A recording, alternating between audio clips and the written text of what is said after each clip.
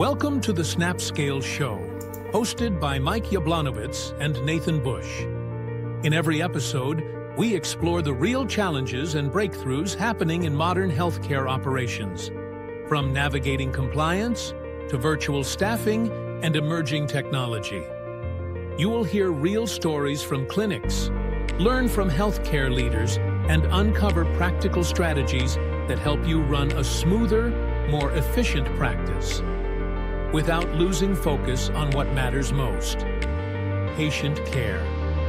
Snapscale exists to take the pressure off your front office and administration work, so you can get back to doing what you love. Be sure to subscribe to our YouTube channel to get the latest episodes, and visit snapscale.com to learn more. Let's simplify healthcare operations together. This is the Snapscale Show. What is going on, everybody? I appreciate you joining us for Ask the CEO. This is designed specifically for you if you're on this live stream right now, whether you're a current employee or maybe a prospective client of Snapscale. Maybe you're a clinician and you're just checking us out for the first time, or you're a current client. We designed this entire show today to be around the concept of transparency with our business to your clinic, because we're operational staff. I think it's important for you guys to gain some level of transparency directly from our CEO with questions that were asked by our internal staff and team members. A lot of these questions are questions that cut to the successes that our organization has, and then also some of those opportunities and challenges that we see as an organization that we're facing, and adjustments that have been able to provide us feedback and alignment so we can be better prepared to serve you as the client and to serve you as the employee. So with that said, I want to say hi to Mike. Thanks for joining us, and thanks for allowing us to put this transparent show together, Mike. Yeah, no, thank you very much. And it's also important to know that I wasn't really briefed on, what was happening here, because I didn't want to, cloud any of my conversation, because I think when you talk about transparency, Nathan, I think it has to come from initial thoughts, because preparation for something like this could only lead to overthinking and possibly not providing that level of radical candor that people want. And, as much as it's great that our clients are on this and stuff like that, but this is really made for, the talent and the people that work for us, because there's only so many ways that I can reach out and I can answer the questions in a way that, that they want to hear them, because there's only so much that we can do. And we try so many different ways, Nathan, to touch these people. But besides for a quarterly town hall, this is a way that we can answer questions. I can answer questions during the time between the town halls to try to foster that level of culture and transparency, which again it's a very hard thing to do. I mean, people are out here that run businesses know it's hard for people with 2 people, 5 people, let alone 350 people that we have. But it's my mission since day one to continue to have as good of a conversation as we possibly can with our people. And I'm not perfect, we're not perfect, but we strive all the time to just get a little bit better. And the only way we can get better is to listen. And the only way that I can listen is if people talk. And the only way that people talk, Nathan, is if they feel like they're being heard. So this has been years of work to connect. And we're not where we want to be, but we're definitely better than a lot of other companies. So yeah. And it's critical, this level of leadership that we're about to walk through, not just for the staff, but also for current clients and prospective clients. This level of leadership that we're about to walk through in this Ask the CEO of Snapscale, guys, it shows you how important it is to work with a partner that not just provides a resource or supply a resource to you within talent or people. It's not just that we provide the client for the staff. This level of leadership is designed, the show is designed to help with a level of leadership as an organization that helps you understand the long-term outcomes that you can get by having a team of people who care enough to be open and honest and transparent about this stuff. And with that said, Mike, you and I did talk a little bit about before the show about kind of laying out your vision of Snapscale. And not everybody knows the detailed vision that you have of Snapscale. I know we don't have time for the entire book, but what would you say is just kind of, where we are now? We're a growing and evolving, HIPAA-compliant virtual assistant firm that strives to provide a level of service to, our clients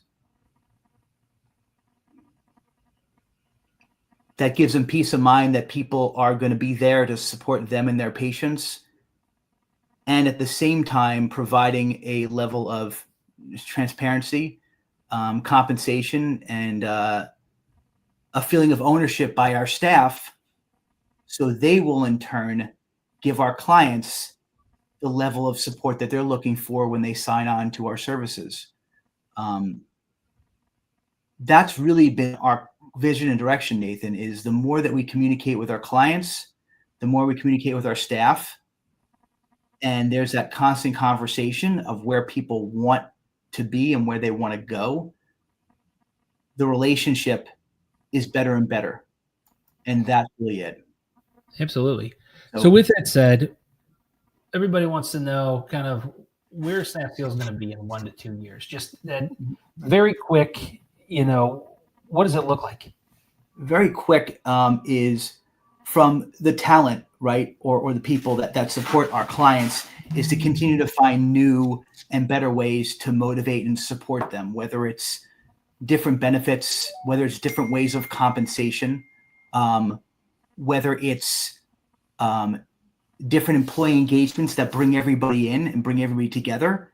We constantly want to make this a place that people, want to be, right? Because I always say, no one wants to go to work. We all have to go to work. But if you feel like you're in a place that supports you and you feel like you're making a difference, it makes it tolerable to spend 8 hours somewhere. So for the agent side, and as I call talent side, that's what we're looking for there. From the client side, right? We support a lot of clinics and doctors' offices, this, as we would call the small to medium-sized businesses. So our vision for that is to constantly be able to help them and be their partner, to be able to help them find either different ways to grow their practice and scale their practice, right? Or different ways to help them with compliance, or different, cutting edge, products and services that help them be better within their small business, right? We do a lot of research and development. We do a lot of testing on different ways to not only give the staff that they have with us more tools to support them better and more efficiently, but other cool stuff that they can incorporate within their own office to make them better. And I think that's the one thing that makes us a little bit different than the rest of the companies out there, and is something that I'm continuing to strive to. So the next 1 to 2 years, we're going to have other partnerships and develop other, for lack of a better term, pieces of software to help them do better. As when we talk to our clients all the time, Nathan, they want to focus on patient care. They don't really want to focus on the business end of it. And it's my job to help them do just that. Whether it's, the stuff they're working on now with all of the SEO and all of the new leads, like finding a physical therapy office near me, real leads and actual leads that they can do to get more business in, or finding AI tools for scribing or for more efficiently filling schedules. We're constantly looking at that stuff as well to make us more valuable to our clients, but also make their clients better internally as well. As you know, we were big with compliance. So we've continue to do webinars where we teach and educate our clients on things like the Cures Act and different ways that HIPAA is transforming to keep them abreast of what's coming on, as well as, give them constant information about different things that are near and dear to our heart. We had that webinar the other day with Jamie about how to properly manage cash flow in a healthcare practice. Constantly giving them new information, constantly giving them more products and services to make their life easier. Because remember, a lot of the clients that we sign, right, they want to do things by themselves on their own. They want to get out of the big practices, and they're looking for consultants, for lack of a better term, to help them along the way as they're moving so they can focus on patient care. So I think I outlined what we're looking for the agents, the talent, and the clients. And that's what I could see for the next couple of years is, and it's just those two things together make us the best outsourced HIPAA compliant staffing company out there, for lack of a better term. Yeah. And it's so true too. Growth is something too that's on everybody's mind. But when it comes to growth, I'm not talking about revenue growth. What do you see as kind of the growth for the culture of Snapscale? Because when you start off and it's, you and another guy or you and another gal, and you're building an organization, there's just a couple of you. Culture is not, it is on the forefront of your mind, but it's not the priority. As you get to 300, 400, 500 people, 600, 1,000, 12,000 people, culture becomes critical. And so what does growth mean for our culture? It's for us specifically, it's constantly investing in your, for lack of a better term, human resources department.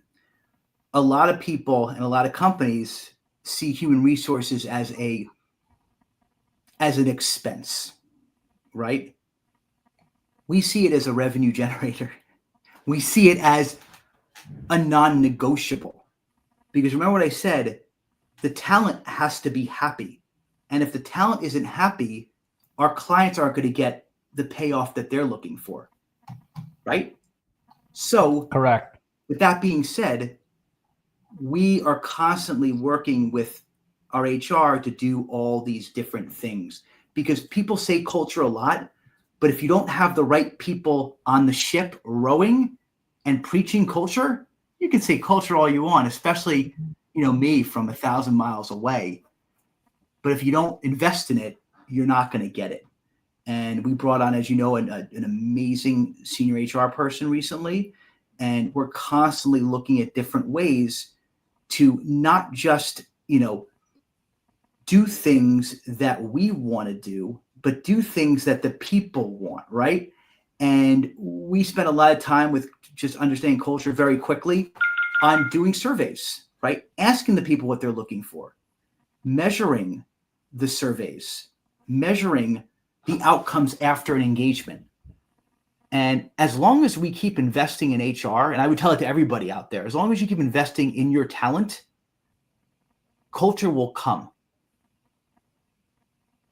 Yeah, I love that. And I, from my perspective too, one of the things that I've noticed is the more we grow as an organization, the more we can invest in the culture.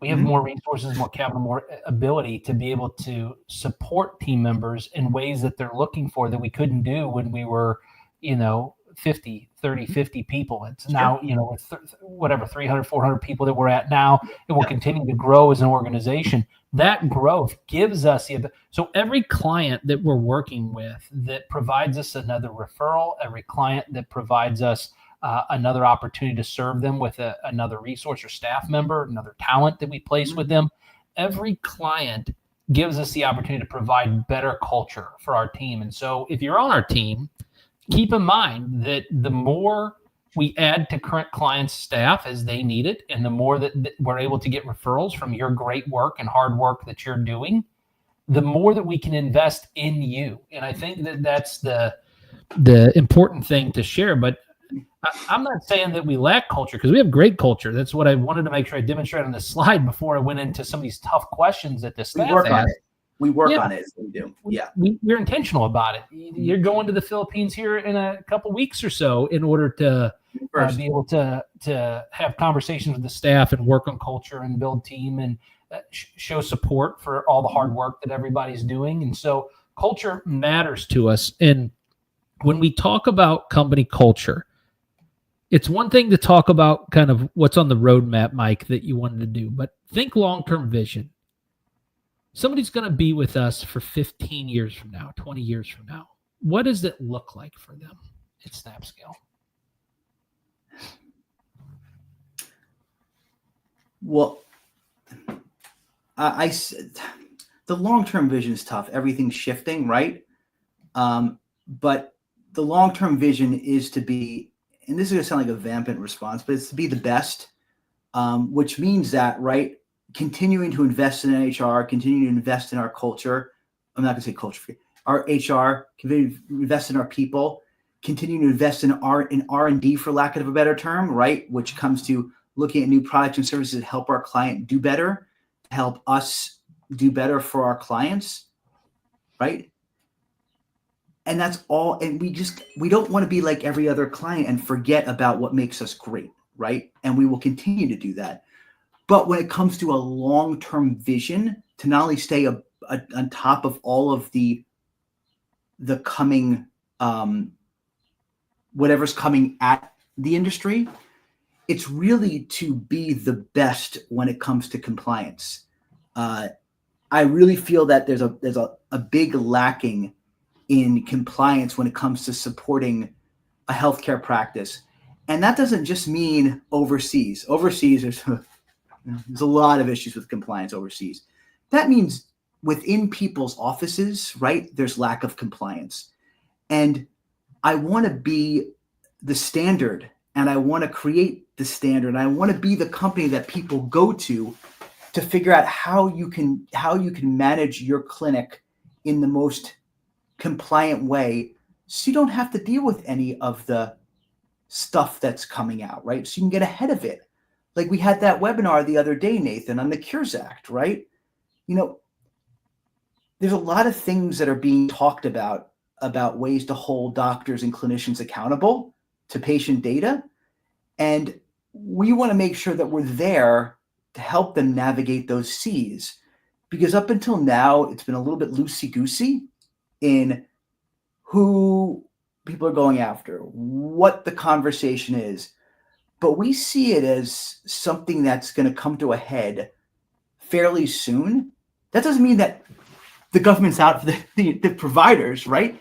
It's just there's so much about privacy and people's information, and there has to get some sort of an understanding about how to manage that.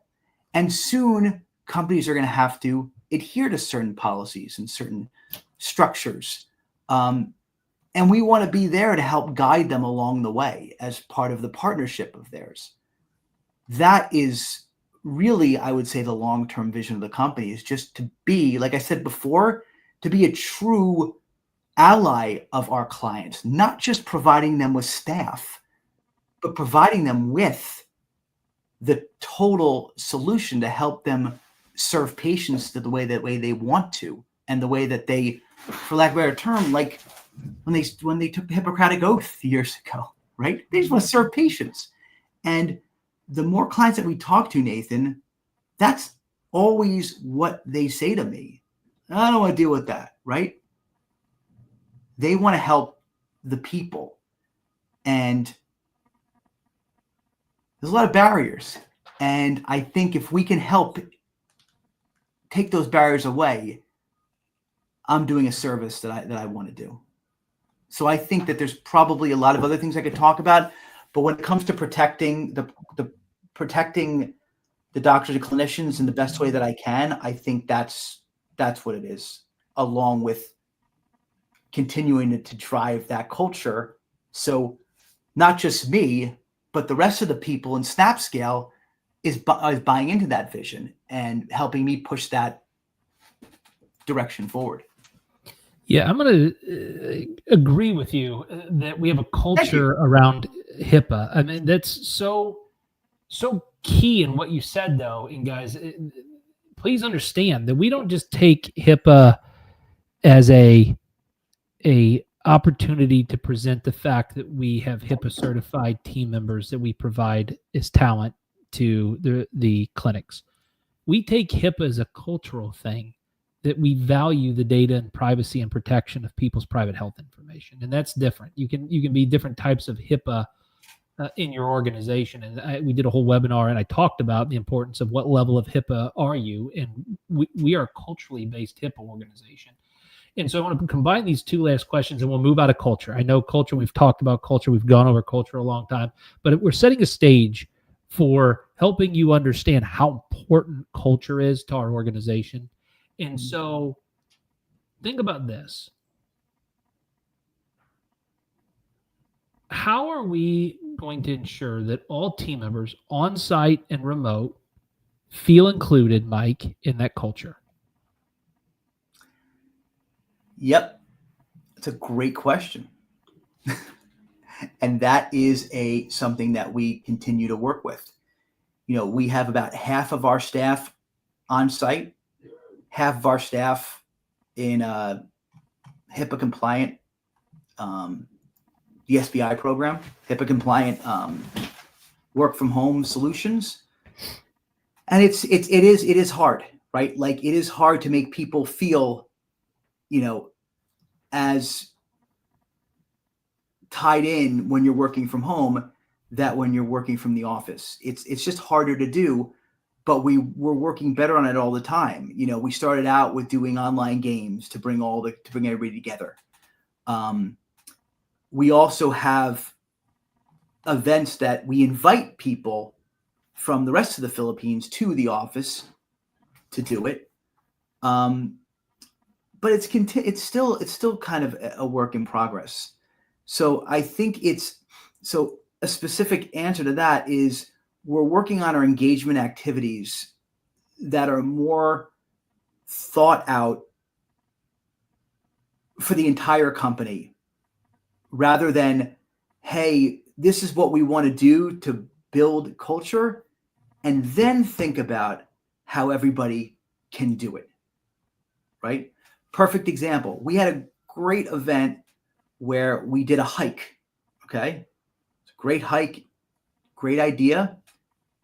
But first of all, it was very local. It was strenuous.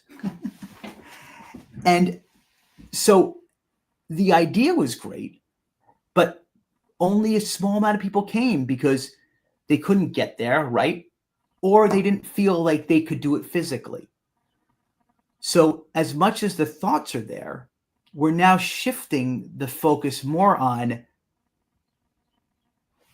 not what's a great idea, but how can we incorporate everybody into it, and it's a great idea, right? So that is, in answer to your question, that is exactly what we're doing now. And in fact, we are redoing our engagement activities to think about it that way rather than the existing way that we did it, right? So that's really accurate, if that's fair to say.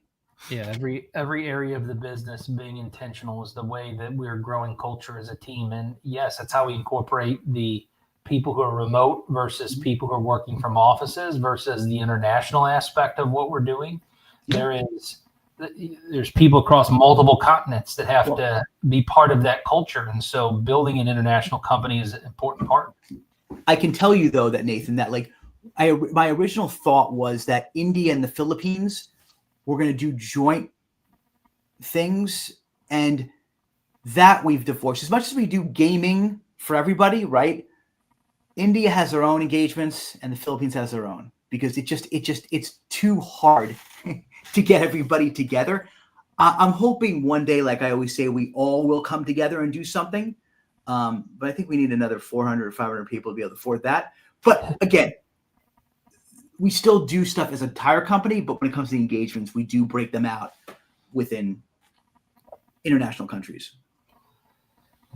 That's great, Mike. The next theme that came up in the questions were around this concept of compensation. Every organization has, if you have people that work for you, you have people that they care about compensation. They care about how they get paid, when they get paid, why they're getting paid for different things. And so this next segment, we're going to talk all about internal compensation within the organization. And All right. Guys, if you're watching, team members, please don't miss this segment. Don't tune out. These are questions you directly had, and I want to make sure that Mike answers these questions directly so that you get the answer that you've been looking for from this question. Because remember, guys, you submitted these to us. So the first question was, what are we going to do to prevent payroll delays?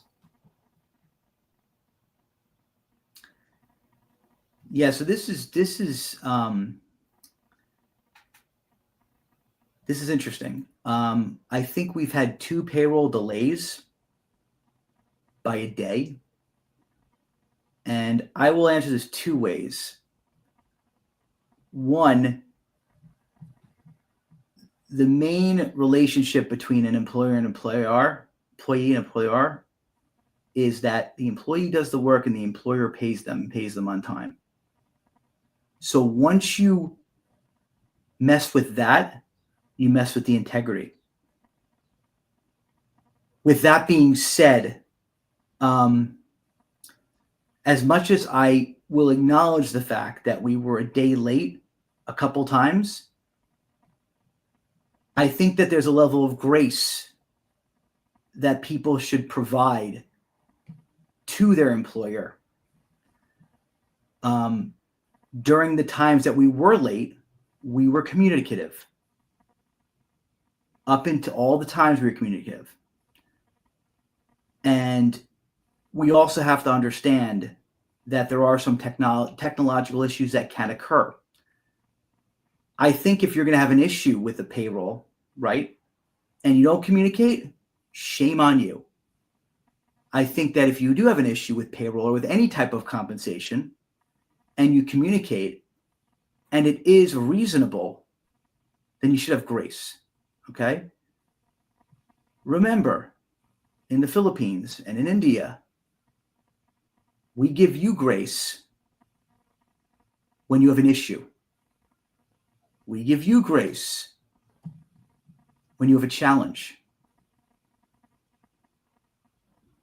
As much as, like I said before, it's my job to pay on time, like it's your job to do the work, there are certain grace that I would expect as well.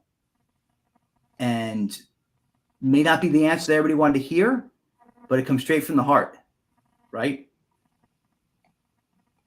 That's all I got to say about that. Yeah, Mike, I worked previously for another organization, and we had a payroll delay that came out. You don't want it to happen all the time, right? Mm-hmm. But we were switching payroll companies. We moved from one payroll company to another, and it changed the date on which the check was normally coming out of the account. Mm-hmm. And so we had a delay in payroll. It happens. It happens at the best. It happens at Fortune 500 companies sometimes whenever you go through that process. You got to understand that, like Mike was talking about, grace is an important aspect of it, but also that there are legitimate business operational things that come up that you do your absolute best to make sure that things run as smoothly as possible all the time. People only notice when there's a challenge that comes up like this, not all of the perfection that goes into making it happen week in and week out, month in and month out, year in and year out. Right. As much as I apologize, right? I did. I also think that there's just a level of understanding that needs to happen. And I know there are people that are watching this on replay saying, oh, you don't have to pay my bills. I get that. But when you're talking about a payroll issue that's well communicated, that's a day off. If you were really having that type of financial stress at working for me, I invite you to talk to HR, because like I said, Nathan, we provide cash advances. We provide financial planning classes for people, because remember, if you're not in good straits, if you're not well, you're not going to provide your job or your function at the right level, which could impact the client, which could impact you and our company. So going back to the whole thing about culture, if your pay being delayed by a day or half a day or even 2 days is really going to cause you that much strife, reach out to HR and we're going to help you. Like, that's part of our commitment. I think it comes right into this second question here, Mike, which you just answered, is can salaries be released early on payday? And this question, and again, I'm looking at these beforehand because I would have thought about it. These questions are all about, people are going to hate me. As we were younger, right, we would pay out salary when it came in, right? I specifically don't keep a lot of money in the international bank accounts that I own because there's no need, and it mitigates, like, maybe God forbid something happens, right, in the bank. So I specifically don't keep a lot of money in those banks. So what was happening when we were younger is I'd send money out, and HR would be so happy they pay them early, right? I never got paid early at a real company, right? I never got paid early. I got paid on time. So then there's a level of, what's the word I'm looking for? Expectation now. Oh, I got paid a day early last time, so I need to get paid a day early now. Sorry, you're not. That's what I say about that. Yeah. If we happen to get in early and we release it early, that's super nice. Great. We don't have to do that. It's not my obligation. So it's that expectation that also is kind of, it's upsetting. And again, I'm being real. I mean, I'm the CEO and I should be a little bit more polished, but I'm not. I work day in and day out to make this the best company for our people, for our clients, right? And I will go to the end of the world to make that all work. Because if it all works, right, it works for me. I can put food on my family's table. But going back to the grace comment, right? Like, we all need to work together and we all need to support each other. So I will pay you on time. If there's an issue that happened a couple times, which I acknowledged, I will communicate it. But you can't expect companies to do things that aren't part of the obligation. Yeah. And like Mike said, guys, if you have a challenge with it, talk to HR. We do 100%. financial literacy class. We have cash advances. There's a lot of different things that we provide to the team if you're having challenges or financial difficulty where you have to have that paycheck early. All right. How are we addressing the disparities between the long-term and the new hires in pay? It's a great question. Which that's I told you guys I was going to ask real questions today. No. That these were the direct questions that you asked, and you weren't. If you think I'm targeting you by asking Mike this question, I am not. I don't even know who you are that submitted this question. In fact, it's more than one of who you are. More than one of our team members asked this question, asked all these questions. And so I wanted to make sure that we got you clear and direct answers about this on this, transparent to our clients, to our potential customers, and as well as you as staff. How are we addressing the pay disparities between long-term and new hires? That's all about HR, and it's all about communication around what that even means. I don't even know what it can mean to one person can mean to another person. I'll make up what I think it means, right? So some people have the feeling that they should make exactly the same as the person sitting next to them. There's a conversation that goes on about pay parity, right? If that's what they're talking about, I don't subscribe to it. As everybody knows, and as we're constantly communicating now more than ever, if everybody, by the way, like I said, and you can get paid a great salary, they get great benefits, right? And if they want to do better, right, then they have to do better for their clients and or the company. It's very simple. If somebody, does a good job, it's fantastic. They will get a admirable raise. If they go above and beyond for the client and or for Snapscale, they will be given a better raise and will be on a track towards promotion, whether it's an SME, whether it's just a level up in client service, because not everybody wants to be in management, Nathan. They just love doing client service. They will get a level up in client service. If you want to make more money, you do something that's above and beyond what your job entails. And that's easy to do for a lot of people. We just promoted how many people? 30 people into SMEs, right? Just get the people in line, work hard for your clients, and then what do the clients do? They give accolades, and this isn't a solicitation, right? They tell David, they tell the people how great the agent is doing, right? How they've done X, Y, and Z to make my practice better. We find out that, Jimmy helped a new rep over here get acclimated. That's how you make more money. You don't make more money just because you're here.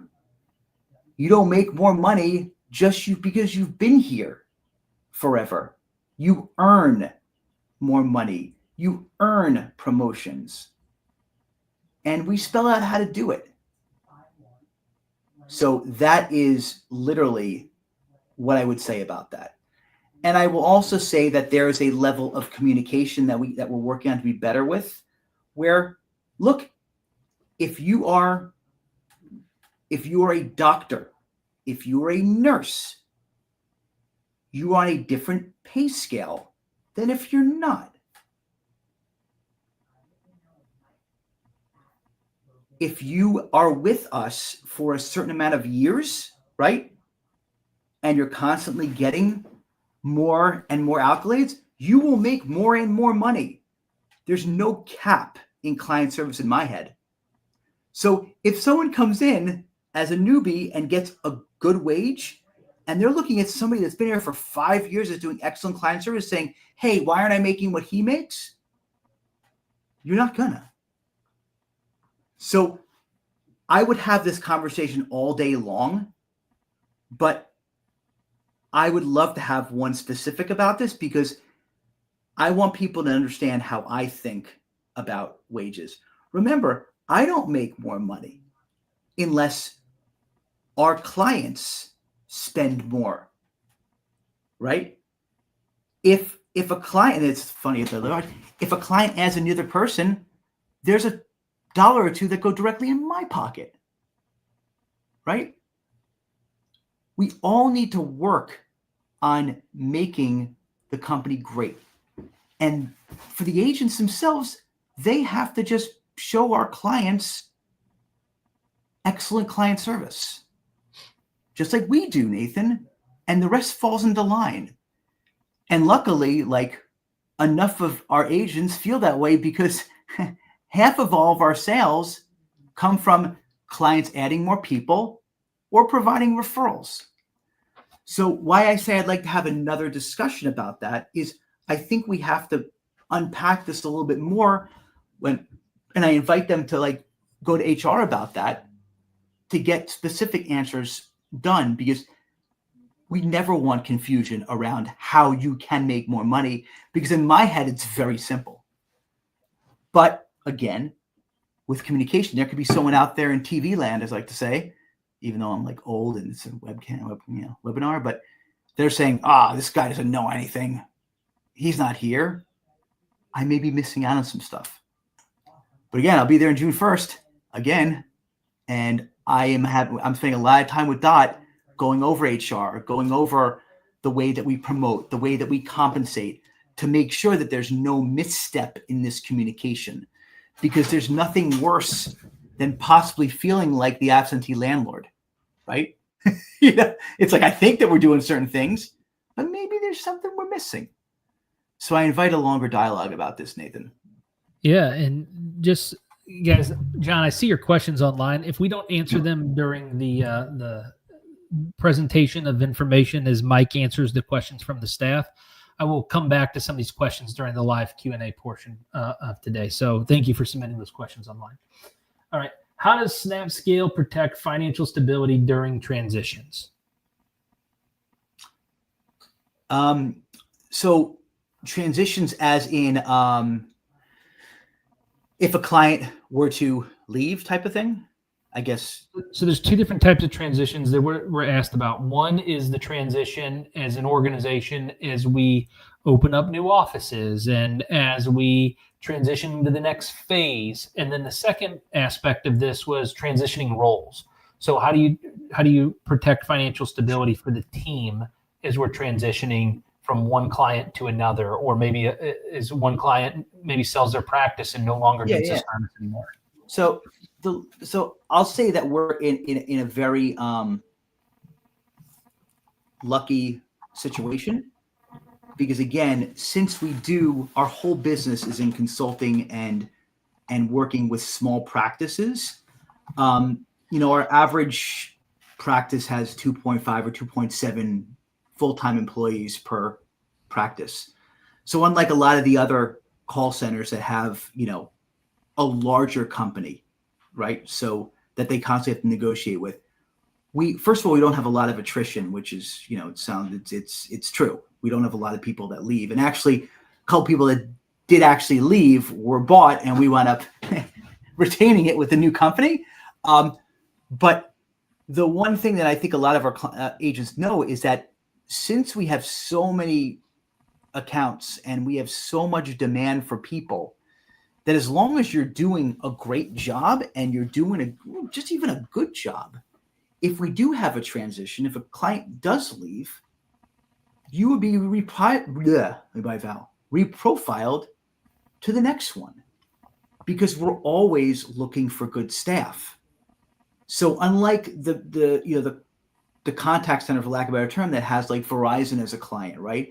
And it has 100 or 150 people, right? If they lose that contract and they're not, they don't have a lot of demand, they need to do a mass layoff. We luckily don't have to do that. There's not one company that could take us down. That should resonate very strongly with the talent, with the people that work for us, that as long as they keep investing their time in us, there's no reason that we can't continue to have them provide that client service to others. Absolutely. Absolutely. Now we're going to transition into remote work. I hope that answered a lot of your guys' questions about pay and compensation and financial stability and all the stuff that the questions that we had received. Here is the questions that we received on remote work and privacy and operations. So why are team leaders required on site when their teams are remote, Mike? I don't know. It's a great question. I don't know. I will find that answer out. I didn't know that there was a requirement for that. There may be a reason for a specific person, but I don't know that offhand. I don't. Sorry. Yeah, no worries. All right. Will camera monitoring be mandatory?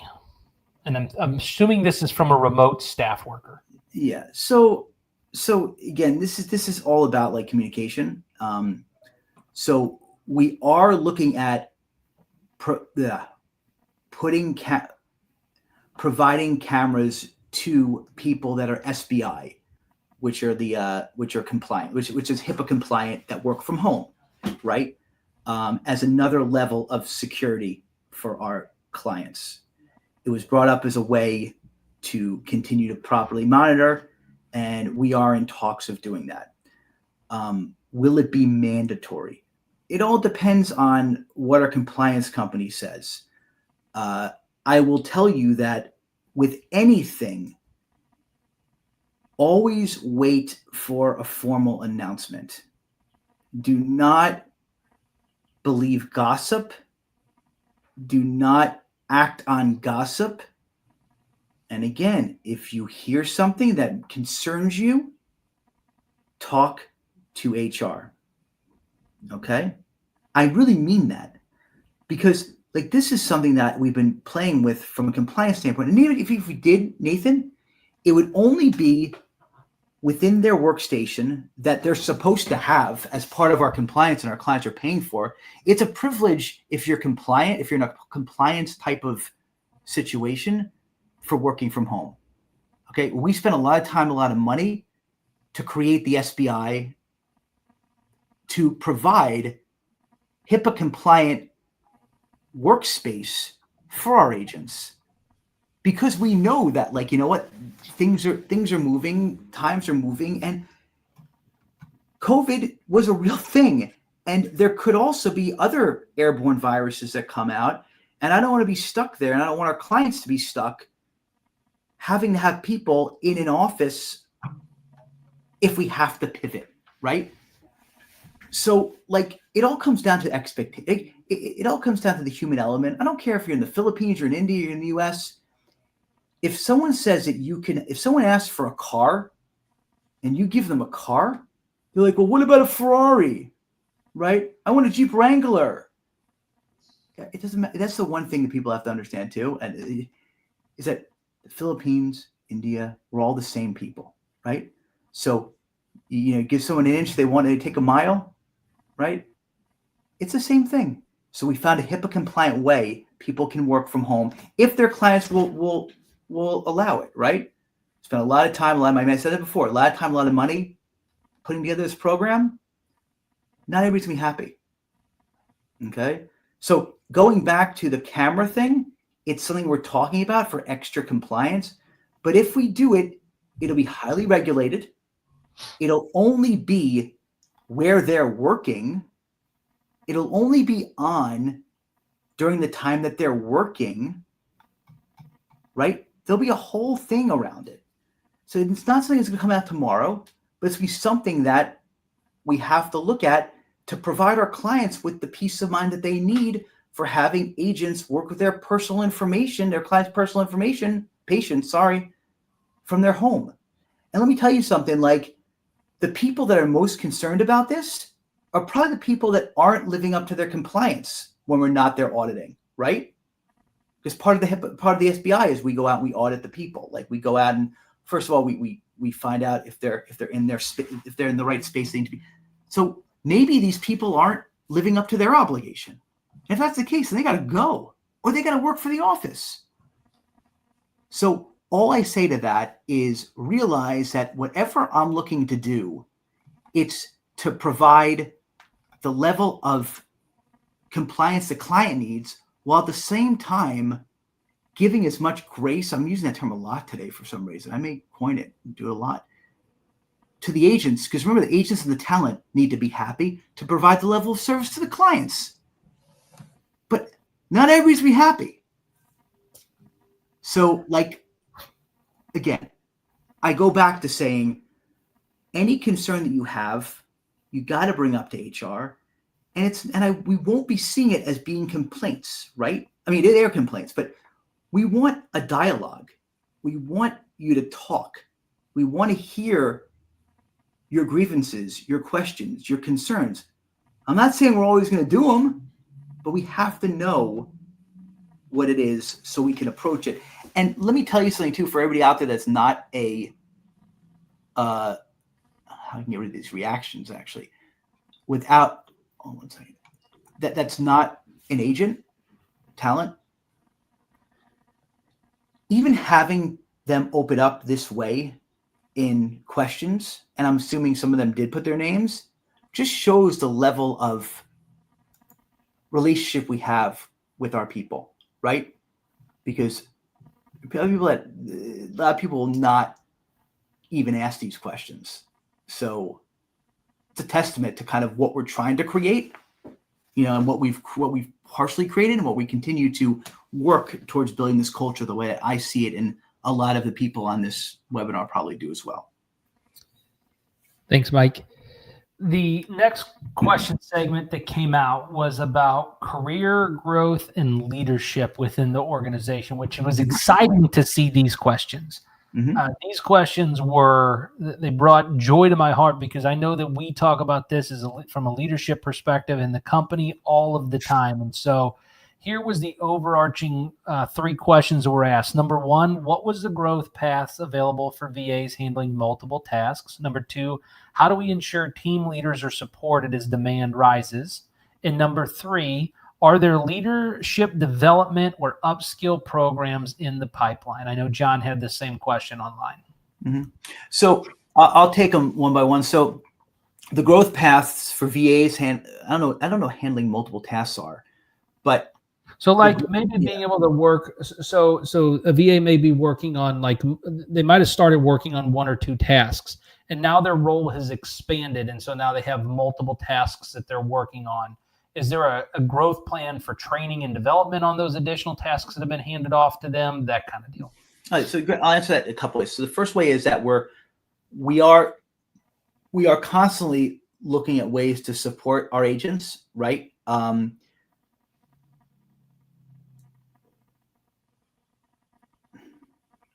So there's a fine line in what we do. Remember, we provide virtual assistants. We provide talent to our clients, right? We're not like a regular business process outsource company that supports Verizon, and we have 100 tech people, and we have team leaders that just got to make sure they're doing all the right things the right way.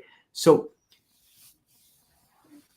what we work on is trying to identify how we can assist these talent to make sure that they are happy. And when I say happy, I mean that they're doing the work that the clients have signed up to do, that nothing's changed. And if it does change, to make sure to align it properly so they are doing the right amount of work for the time that they're spent. Right? And if not, then we have to be their advocate to tell the practice that, hey, Johnny's working too hard, he's going to burn out, or we have to bring in another person to the organization. So that doesn't necessarily answer that. That's like the team leader piece. But like, it also comes down to the fact of growth paths are really something that we work on, because remember, since this is like a virtual assistant, managed virtual assistant business. So for right now, our clients handpick who they want, right? So they handpick who they want to work in their practice, and it's our job to manage the work, manage the success of the agent, make sure they have what they have, and so the growth paths have been challenging because that's a conversation that we didn't have up front with our clients. So like, it was always about client service. So we would always provide raises and stuff for people as they spent more and more years supporting the clients. Like I said before, the way that we do it. But then we started saying that, some people were looking for career paths that beginning, I was like, this is client service. That's a career, right? It's great. We never capped pay, right? Like, you could be the same doctor forever and continue to make more money. But people wanted career paths, and that's when we developed the SME program, where it's a buddy program where if talent does well and gets excellent reviews from their client and they're doing great stuff, then they get a raise, and then they become a buddy of a newer talent VA, right? That's a leader, that's a leadership level that we've created. So I think that like the customary way of you become, a worker to a manager to a senior manager is not what I originally envisioned for this, because it wasn't the model. but we are reviewing what that would look like, because I'm not sure whether the conversation is there on whether or not people know that they can continue to make more money by still supporting the office staff. But even if it is, then we are looking at other ways that people can become, that can grow out of the client service model if that's what they really want to do. But it is a work in progress, Nathan, because remember, like a lot of these people, they're ingrained in the client's ecosystem, and to extricate them 100% is a conversation that we need to have with the clients. And it's not saying it's happened a few times already. We've done it for a few reasons, but it's a conversation that we have to have, and it's a proper way of managing it that is in the works. So that's what I can say. So just to go back, is that people come in, they do because they're doing client service. That's the job that they're signing up for. And as they do well over their first year, right, they get their yearly review. We see where they are, right? If they're doing a good job, they get an industry standard raise, right? If they do a great job, like I talked before, then they have a choice right now on whether or not they want to graduate to be an SME, which is a service matter expert, which is that buddy, right? They will still do client service, but they spend a little time like working with a handful of people that are newer, saying, if you have any challenges, you have to think you're going, like what's going on with that? It's a level of management. And that's kind of where that's stopped at that point. The next phase is taking them to the next level, which is, some people call it a team leader. We call them account managers, which are the people that are overseeing like the SMEs and the talent, but they're not like just, they're also there to fill in if people are out. They're there to actively look at what's going on and be a help to the SMEs and the agents. There's no one that's just sitting around doing nothing. But that's the next layer that we're trying to see how we can take the SMEs and graduate them to the account managers. Right now we have account managers that are there, that they're outside. They've either been with the company for a while or we've created that role. But we're trying to see how we can slowly take some of the SMEs that want to actually become account managers, make them account manager while still maintaining the level of service that our doctor clients are looking for.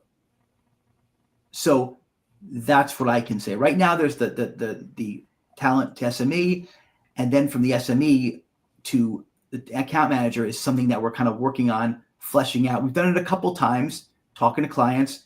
And really, when someone becomes an account manager, Nathan, if they're a talent, they still manage that account. They don't have a ton of accounts that they manage. So they'll still know that things are going well. And if not, they hop in, right? And they help out. So they don't necessarily leave the practice, but they're not point. So you have to have that conversation with the doctor and make sure that. So far, it's been fine. We've done it a few times, but it's been a newer phenomenon that we've been testing out. Yeah, and then again, it's the last thing I'll say about that. I know it's 2:00 now, but like the regular feeling that you have to get out of client service because that's what you need to do to become like someone special is not about us. Like you can make as much money as a manager if you spend the years in client service. So some people, like we've offered SMEs, they're saying, no, I'd rather stay in client service. And they're making the same amount of money than the SME, right? It's just we're giving the path to people, right, that they want. So that's what it is kind of like right now. And then, Mike, with this, along that same line of promotion and career growth and people that do want to get into leadership, are we going to do any leadership development or upskill programs that are coming in the future? 100%. Yep. We're working on a few now. We did one bunch of months ago. But we are looking at doing them, and we're also looking at doing them when there's some real payoffs, and we can really measure the success of them, because it's supposed to be to grow the staff, right? And we want to make sure we always do that. But again, when it comes to that too, we also have, like, if people need to be upskilled, right? We've paid for people's courses to be upskilled. Like, we will invest in our agents if they invest in us. We've done that a myriad of times. So individual stuff that we've done where someone's like, hey, I really think I'd be better with my client if I got a better understanding of Canva. We've paid for courses for them. Like, we invested. Like, that's the thing. We invest in our staff. Like, if they want to go the extra mile. When it comes to group, trainings, we did one recently that was good, but that's a very hard thing to do, and it takes a lot of planning, and it takes a lot, because it's very easy for a training thing to turn into a party, and less of, what are we getting out of it? So the last one was good, and we're being very intentional. We're very intentional in the money that we spend towards group training. But we have a couple that we're working on that will be really good, and it's going to really provide everybody with value. So there you go, guys. I hope you're getting answers to all of your questions that you had that you submitted to us. And I hope that the answers that you're getting are being taken with an understanding and a kind heart, that we are trying our absolute best as a leadership team and putting forth all the effort and putting forth the work and have the plans and the vision to continue to help and support every aspect of your role and your job as you continue to grow up through Snapscale. And that's what I'll have to say about career growth and leadership. However, there were questions specifically around inclusion, recognition. And so I'm just going to call this section, Mike, the recognition section. And we'll get through this quickly because I know we're right at an hour now for everybody's time. But why do Davao-based teams receive more perks during events? I heard this question came up more than once, and I wanted to ask it.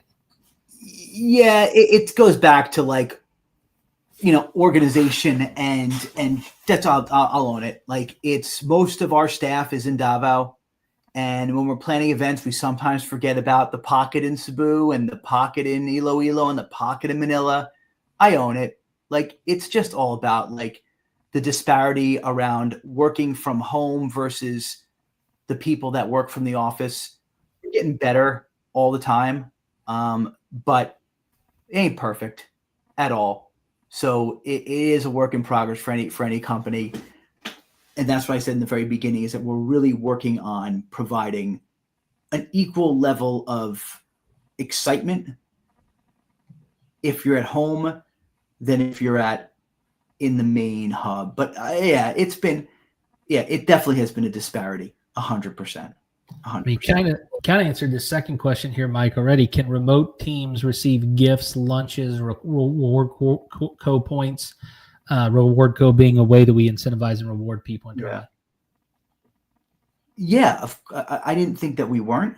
See, again, I'm being honest. Like, there's certain things that I thought that we were providing, remote teams with gifts and stuff like that and lunches. But I'll look into that 100%, Nathan. Yeah, there should not be. There's no way that someone working from home can do the same type of experience and event as someone in the office, right? It just can't happen. But there shouldn't be a feeling of major disparity, right? And then lastly, will we be invited to visit HQ, headquarters? Headquarters mean like our office in the U.S.? That's the question. Oh, that kind of money? Are you crazy? No. No, I'm kidding. No. So I will tell you, honestly, I will tell you that I want to do some sort of a remote get together. That's my plan, to get everybody together in one place in a some sort of a central location. That would be phenomenal. That would be great. It's a hard thing to do. And I think, like, if we have a couple hundred more customers, we can make it work in a way that I want to do it. But also there's like logistics around schedules and stuff. But I really, really, really, really, really would love to do something company-wide, international, and I will make that happen. Coming to the U.S., you don't want to come to the U.S. because you may not be able to get out. I'm kidding. No, I'm kidding. I love politics. No, but seriously. But I really am looking to do more of putting us all together. That's my dream. Wonderful, Mike. Now, guys, I'm going to open this up to Q&As. Some ground rules on this Q&A. First and foremost, I need one sentence for your question. If you have any questions and you're watching live online right now. So I can't have a book. I need a written in one question. The second thing is that because this is open to everybody in the public, if you have a private question that you need to ask HR, please go to HR directly and deal with your individual situation. Now, if it's company related, we're open for the Q&A during right now. So if you guys have questions, you're watching live online and you have any questions, you can go ahead and put your one sentence question in the chat and then we'll answer that question for you. And again, remember, keep this specific to the company, not your individual situation. Your individual situation, please talk to HR. There was a question that was asked online, Mike, by John, and it said, what strategies are we considering to enhance employee retention, particularly for long tenured team members?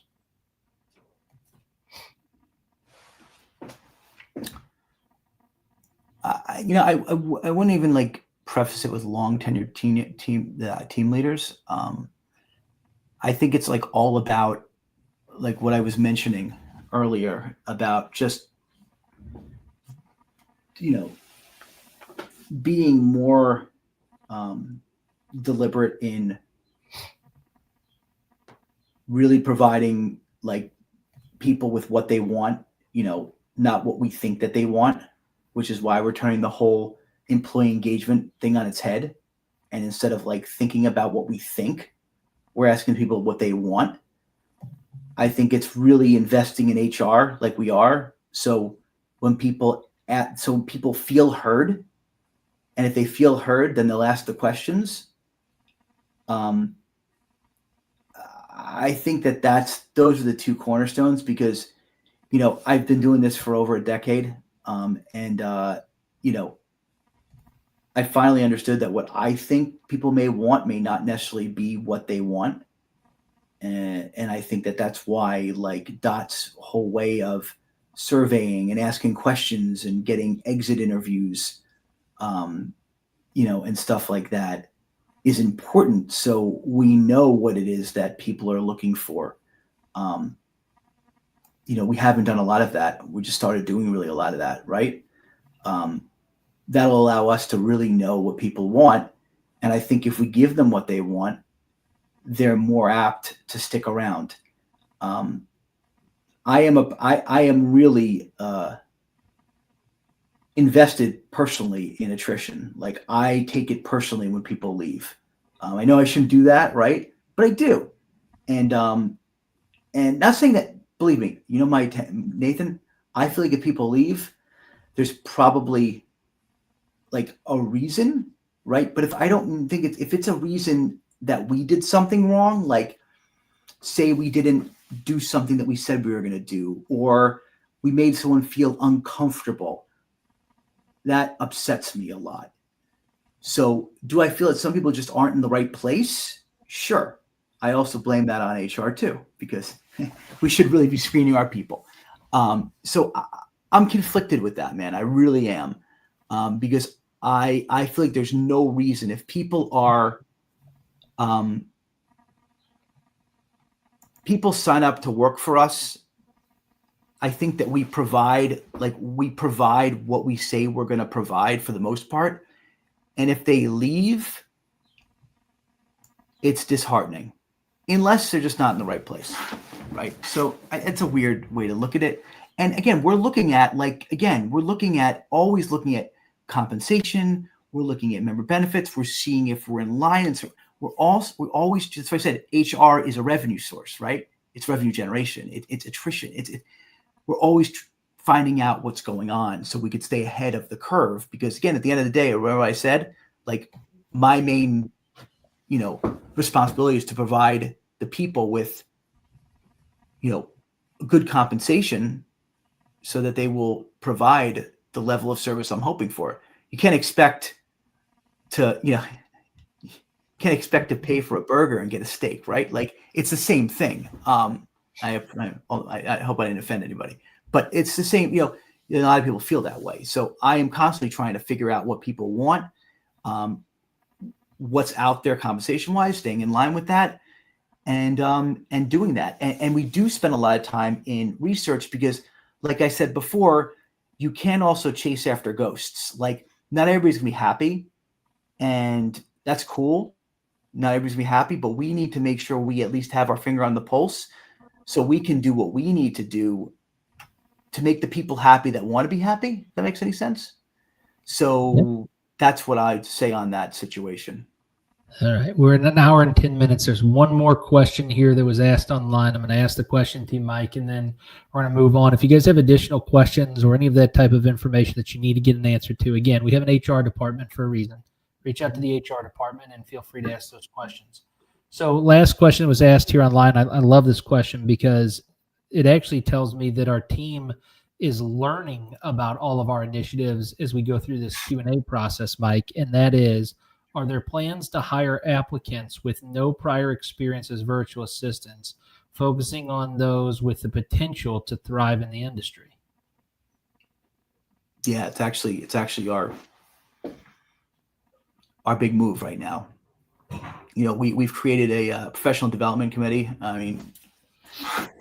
Professional development course, because we feel that there's a strong correlation between customer service and healthcare virtual assistant work. Because remember, when you're dealing with patients, when you're dealing with insurance companies, when you're dealing with providing information, organizational working in EMRs, right? There's a level of organization you need to have. There's a level of proper communication you need to have with Americans, right? And what better person than someone that spent time at, let's say, I don't know, Travelocity or Uber or other customer service type of jobs where they had to help Americans make decisions, had to give information to Americans, had to, work at doing travel planning for people, intricate stuff. These are people that are perfect for training, right? They have the inherent skills to be able to listen, to be able to work with Americans, to be able to have the organizational skills that you need to be a healthcare virtual assistant. So be able to find those organizational, well-natured, good people that have experience working with people on the phone, teaching them how to verify benefits, how to work an EMR, how to properly answer the phone, which most of them know how to do, is not hard to do. So we created this professional development committee because we feel like we can create the best people that our clients are looking for, rather than just finding people that say that they're healthcare VAs. So it provides us a lot more flexibility in finding people, and it creates people that we know that the clients are looking for. And also it levels up these people who are looking for a different skill set, right? We're able to take people that are looking for a different type of job and give them a new career, right? Get them compliant, teach them how to do this new level of client service that will pay them a better wage than they're making before. And not only do we give them free credit, free training, but we also pay them a good wage to learn. It's a win-win for everybody. And that is direct answer to that. So we are open, and we are really looking to grow that professional development group. because it's the next, it's the greatest. It's one of the greatest things that we put together, you know? Yeah. And in addition to that, Mike, those people will get all the same benefits that our staff gets. So just because they didn't have the experience, they get to come in and receive health insurance, 12 paid time off, 12 sick days, monthly allowance for travel, 13 months worth of pay, interest-free loans, financial literacy classes, the accident reduction program we have, double pay on holidays, celebration of different holidays for different countries, and shift meals. So if you're in the Philippines and Davos, so you get to participate in all the same benefits, just and maybe not even have the experience, and that's kind of incredible to be a part of the Snapscale team. And if you're a Snapscale team member, by the way, keep in mind we selected you to not just for the campaign, not just because you were a fit for the campaign, but because you were a good fit for our team. Mike, can you share a little bit about, just real briefly, we're at an hour and 15 minutes. I don't want this to drag out for 3 hours for everybody, but I do want to finish up strong by explaining what is our recruiting process and what makes us different.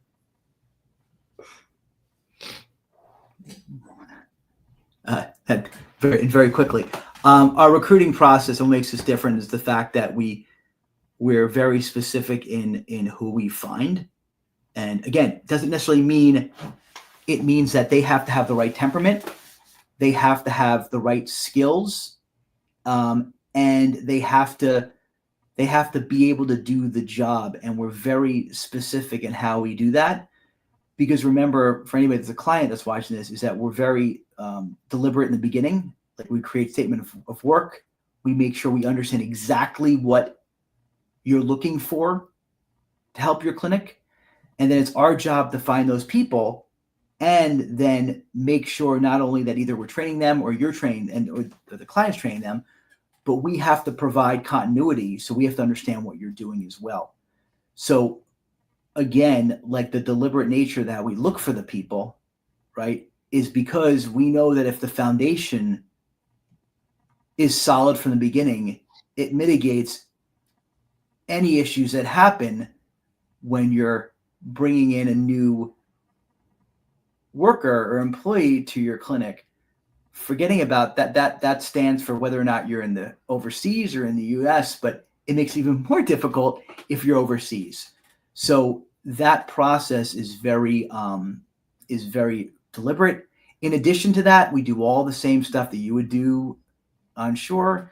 You know, we do background checks, we do skills assessments, like it says here, like all that sort of stuff. Like, you know, if we find somebody that we think is good, right, and you like them, we'll do an assessment, right? We know if you're saying you need X, Y, and Z done, we have an assessment, because we all know that people on their resumes don't always say, it's not always perfect, right? So if you say you're a professional at, you know, you've been verifying benefits from the, you know, from a patient side, from a provider side, we have an assessment to make sure you could do that. So we don't say, hey, client A, this guy is great, and then he comes in and he cries on the phone and he disappears, right?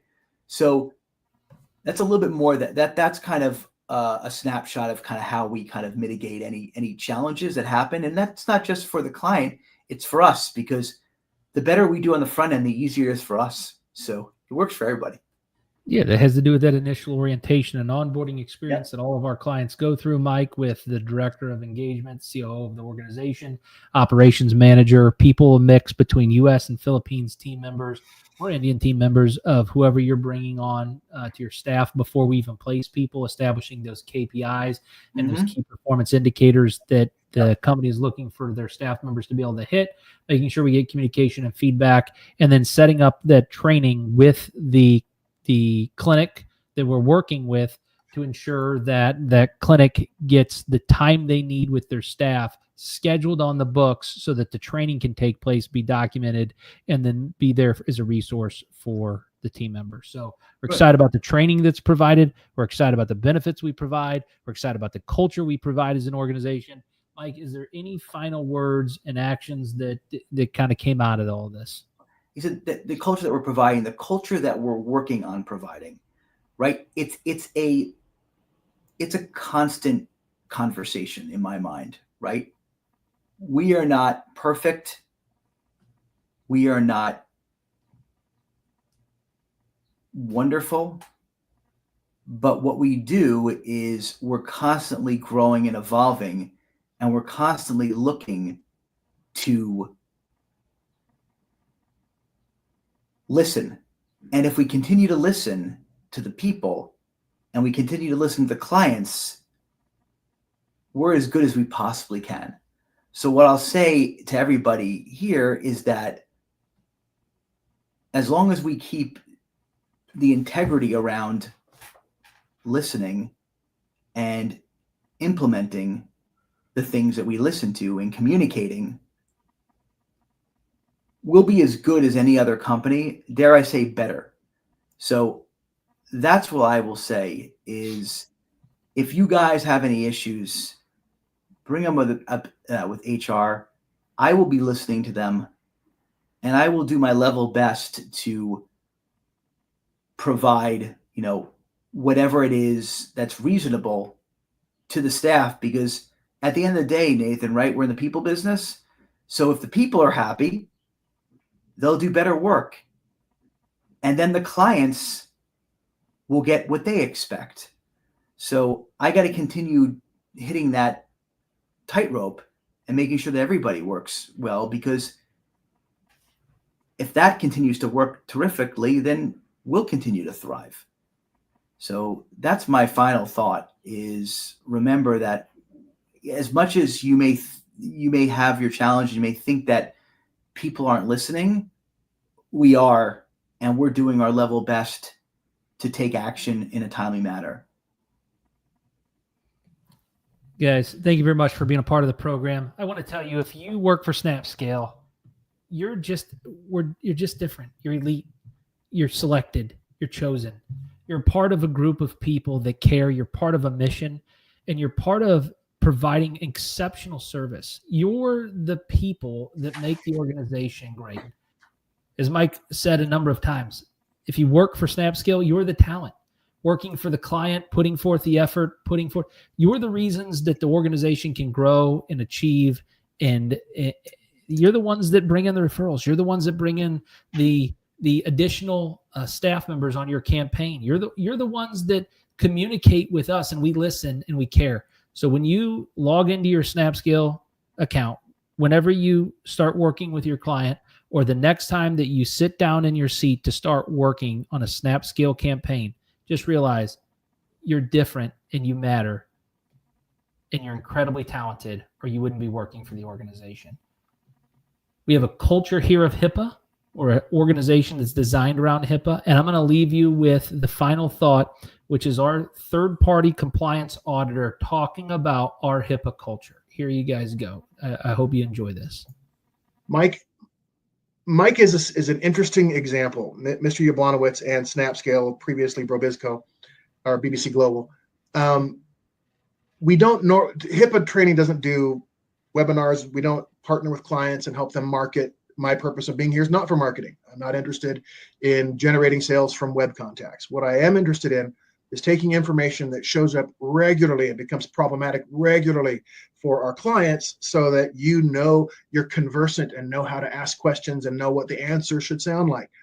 Mike is an obsessive when it comes to compliance. The way he approached compliance when he became our customer 3 years ago was, but how do we do better? But I know what the minimums are, but I've got some clients that are concerned about VAs, and what do we do to bolster, Matt, honestly, how do we show up as the best in the market? And it was a year, maybe a year and a half working together on a system that didn't exist. It doesn't exist anywhere. I can tell you, we have dozens of virtual assistant platforms that work through HIPAA-training.com, and there are probably 100 more that work through other of our peers in the industry.